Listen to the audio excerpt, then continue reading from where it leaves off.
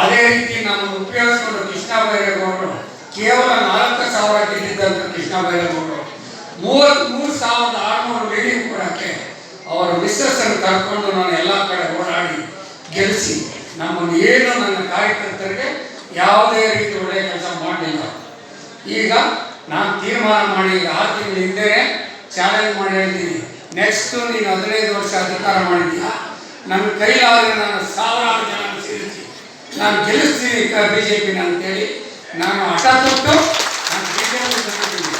ನನ್ನ ಯಾವುದೇ ಸ್ವಾರ್ಥ ಇಲ್ಲ. ನಾನು ಪಕ್ಷಕ್ಕೆ ಬಹಳ ಕಷ್ಟಪಟ್ಟು ಈ ಮಾತು ನಾನು ಒಳ್ಳೆ ವ್ಯಕ್ತಿ ಸಿಕ್ಕಿದ್ದಾರೆ.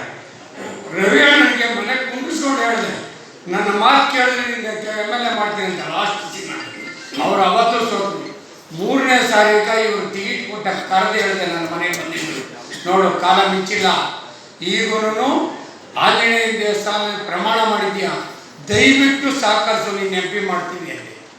ಖಂಡಿತ ನನ್ನ ಮನೆಯಲ್ಲಿ ಪರ್ಸ್ನಲ್ ಆಗಿ ನಾನು ಕರೆಸಿ ಮಾತಾಡಿದ್ರು. ನಾನು ಹೇಳಿದೆ, ತಮ್ಮೇಶ್ ಗೌಡನ MLA ಆಗ್ತಾರೆ, ನೀನೇ MP, ಬೇರೆ ಯಾರು ಬರಲ್ಲ ಇಲ್ಲಿ, ದಯವಿಟ್ಟು ಯಡಿಯೂರಪ್ಪನ ಮನೆಗೆ ಹೋಗಿ ದಯವಿಟ್ಟು ಮಾತಾಡೋದಿದೆ. ಅವರು ಬೈಲೂರಾದ ಕೆಲವು ಹಿತೈಷಿಗಳಿಂದ ಆತನು ಒಳ್ಳೆಯೇ ಬೈಲೂರಾದ.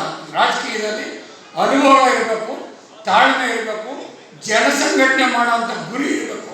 ನಾನೊಬ್ಬ ಲೀಡ್ರು ಅಂತ ಹೇಳೋದಕ್ಕಿಂತ ನನ್ನ ಹಿಂದೆ ಬರ್ತಕ್ಕಂಥ ನಂಬಿರೋ ಜನನ ನಾವು ಭಾವಿಸಿದ್ರೆ ನಾವು ಎಲ್ಲಿಗೆ ಯಾರು ನಮ್ಮನ್ನೇನು ಮಾಡೋಕ್ಕಾಗಲ್ಲ.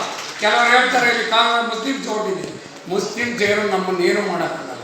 ನಮ್ಮಲ್ಲಿರ್ತಕ್ಕಂಥ ಒಗ್ಗಟ್ಟಿನ ಪ್ರದರ್ಶನ ಮಾಡಿದ್ರೆ 10 ಓಟ್ ಇರುತ್ತವೆ, 2 ಓಟ್ ಆದ್ರೆ ಕಿತ್ಕೊಂಡ್ಬರ್ತೀವಿ. ಆ ನಂಬಿಕೆ ನಮ್ಮಲ್ಲಿರಬೇಕು, ಗುಣವಂತ ಇರಬೇಕು. ಆವಾಗ ನಾವು MLA ಮಾಡೋಕ್ಕೆ ಅನುಕೂಲ ಆಗುತ್ತೆ.